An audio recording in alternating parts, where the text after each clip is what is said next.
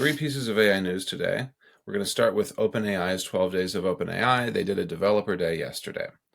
O1 is now in API, which means that you can call it, you can give it a reasoning parameter, which is really cool because essentially it gives you a little slider and you can move the slider up and down to suggest the effortfulness of reasoning, how much it should think about a particular question you pose.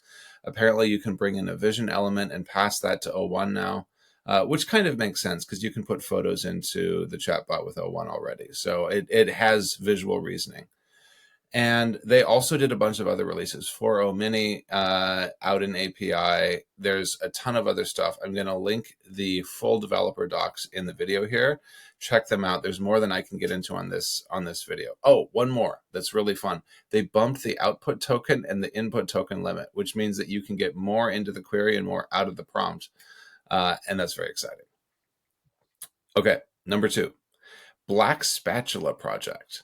So we know that O1 has been useful anecdotally for catching mistakes in peer-reviewed papers. But like many other real-world examples of AI application, it's been hard to get a consistent eval. It's hard to get a consistent evaluation or test. That is changing.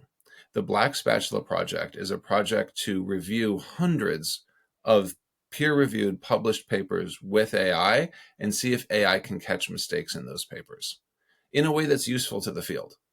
We will see what happens. It's not done yet. But the fact that it exists is a significant step forward because at the end of the day, most of the evals for AI are very, very tightly controlled model maker defined evals, which they kind of have to be to have apples to apples comparisons. But it means we don't really understand which models do well at real world tasks in specific fields, even though we're using them like law, like medicine. Which brings me to my third piece of news. Medicine. The New England Journal of Medicine has a famously difficult diagnosis test called the Clinico-Pathological Conference. It's a sort of differential diagnosis case study that they do.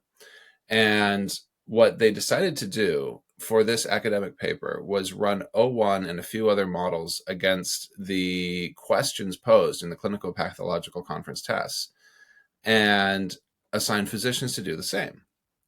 Well, physicians scored about 30% and had a really wide range of variance. I actually looked at the error bars.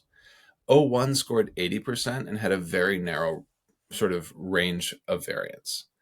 And I look at that and I think two things.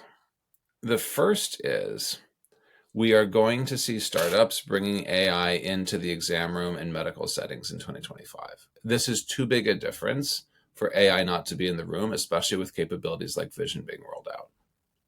It's going to happen. And that's going to take a cultural change because we've already seen studies where doctors were given the option to try AI alongside their own judgment for an academic paper, and the doctors just refused to sort of trust what AI was saying and trusted their own judgment. So there's a cultural change that's going to need to happen.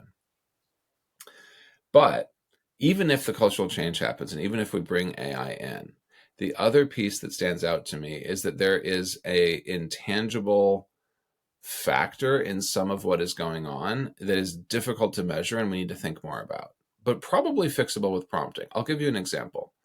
Some of the treatment plans proposed by O1 were not incorrect, but they were impractical. It is very difficult to catch correct but impractical. For example, they asked for too many tests that would not necessarily incrementally add value, but would just add that sort of fine-grained piece of detail. Physicians are usually quite sparing with the test that they run, partly because it's invasive to the patient and partly because of expense and partly because they want to efficiently get the most value per test in sort of understanding the disease, and they know how much granularity they need in their results to get a correct diagnosis. So there's some human judgment there that O1 wasn't necessarily showing. And it's interesting to think about how you would prompt for that. Okay, that's your news. Mostly science and math, but hey, developers, it's a fun day. Go over and check out the developer tools OpenAI released. Cheers.